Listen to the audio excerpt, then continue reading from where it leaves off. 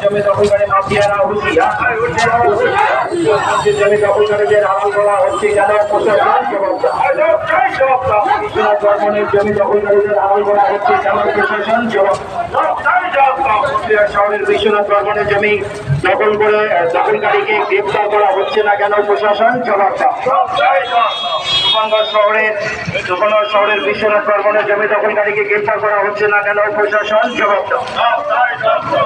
চাই জবাব এই রাজনৈতিক রাজবংশী ঐক্যমঞ্চ জিন্দাবাদ, রাজবংশী ঐক্যমঞ্চ জিন্দাবাদ।